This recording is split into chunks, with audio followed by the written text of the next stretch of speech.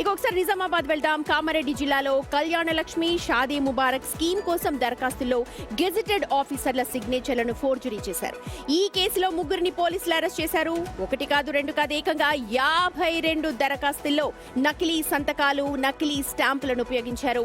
వారు ఫోర్జరీ చేసిన దరఖాస్తుల్లో 36 మందికి ఇప్పటికే ప్రభుత్వం ఆర్థిక సహాయాన్ని మంజూరు చేసింది. మరో 18 దరఖాస్తులు పెండింగ్ లో ఉండగా వాటిని నిలిపివేయాలని ఉన్నతాధికారులు సూచనలు చేశారు. ఇప్పటికే లబ్ధి పొందిన వారికి ఉన్న అర్హతలపై ప్రభుత్వం విచారణకు సిఫార్సు చేశారు. ఈ కేసులో బికనూర్ జిరాక్స్ సెంటర్ నిర్వాహకుడు బోయిని ప్రసాద్ ఫోర్జరీ చేశాడు.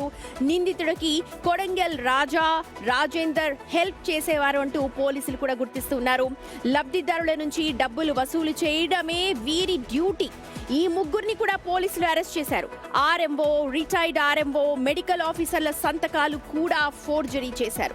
ఇంతేకాదు నకిలీ వికలాంగుల సర్టిఫికేట్ తో ప్రధాన నిందితుడు ఫ్రీ బస్ పాస్ కూడా పొందాడు.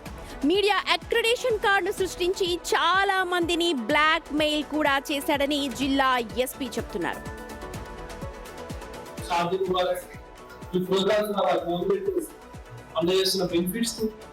కొంతమంది ప్రాజెక్ట్ ఇల్లీగల్ గా డీల్ చేస్తున్నట్టు ఆ ఇన్ఫర్మేషన్ మీద తీయడానికి సుమారు వరకు 52 ఇటువంటి అప్లికేషన్స్ వాళ్ళు ఫోర్జరీ సంతకాలతో ఫేక్ స్టాంపులతో వాళ్ళు ఫార్వర్డ్ చేసినట్టు మనకు తెలుస్తాం.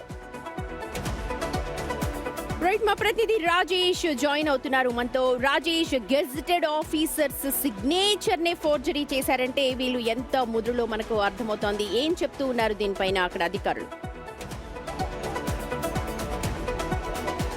కళ్యాణ లక్ష్మి షాదీ ముబారక్ చెక్కుల పంపిణీ విషయంలో ప్రభుత్వం బీద ప్రజలకి ఈ స్కీమ్ అందిస్తూ ఉంటుంది. ఇందులో పెద్ద ఎత్తున అక్రమాలు పాల్పడ్డారు. ఇందులో ప్రసాద్ అనే ఎవరైతే జిరాక్స్ సెంటర్లో తానే ప్రధాన నిందితుడిగా గుర్తించారు. అలాగే రాజేందర్, రాజు అనే ఇద్దరు వ్యక్తులు తనకు సహకరించారు. మొత్తం 52కు పైగా దరఖాస్తులు సుమారు చాలా వరకు కూడా 36 మంది దరఖాస్తులు అందుకోగా 36 మంది కూడా దీని లాభం పొందారు.